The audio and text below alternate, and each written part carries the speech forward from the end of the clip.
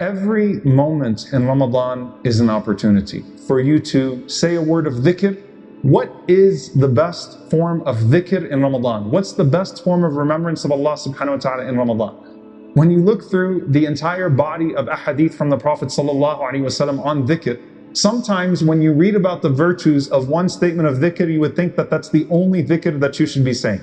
Like if you read about fadal al-istighfar, for example, the virtues of seeking forgiveness from Allah subhanahu wa ta'ala, you would say, I should be doing nothing but saying astaghfirullah all the time. Rabbi ighfirli wa tub alayya innaka anta tawwabur rahim. Or one of the various iterations of seeking forgiveness from Allah. So, my Lord, forgive me and have mercy on me, accept my repentance. All of these different iterations of istighfar, seeking forgiveness.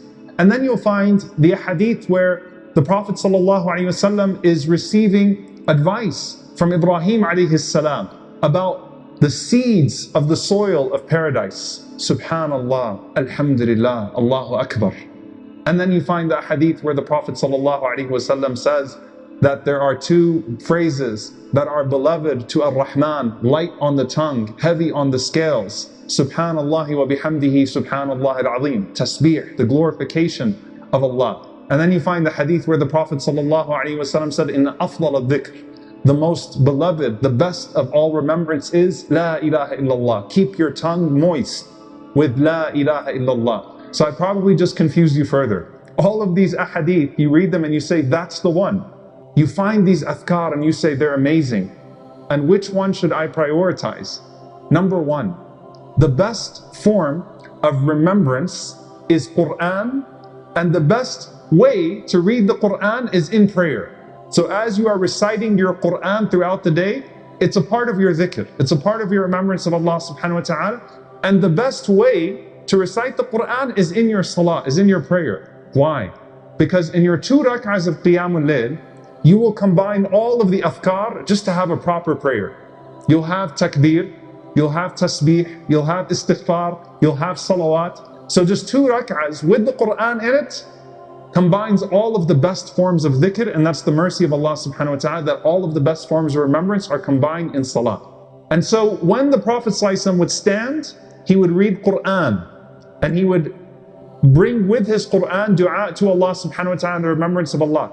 And when the Prophet ﷺ would make sujood, then the Prophet ﷺ would focus entirely on dhikr and dua. And so the ulama say, what we see from the Prophet ﷺ is engage yourself between that which is the Quran, the recitation, and that which you would say to Allah subhanahu wa ta'ala in your sujood. And so the best dhikr is the dhikr that coincides with the Prophet ﷺ's dhikr, that is diversified, that your heart is most present in. That's the first thing. The second thing, the best dhikr outside of Ramadan is the best dhikr inside of Ramadan. Meaning, the reward for your morning remembrance and evening remembrance in Ramadan is even greater than what it would be outside of Ramadan. The Prophet ﷺ would not pause the morning adhkar and the evening adhkar, the things he would say in the morning and the things he would say in the evening after Asr, because Ramadan came around. If anything, they are greater at that time, and that is the best time to learn the habits of those things. Okay, so to really bring them into your life and to not let go of those things. That would be like a person who focuses on praying Taraweeh and then they forget all of the other sunan.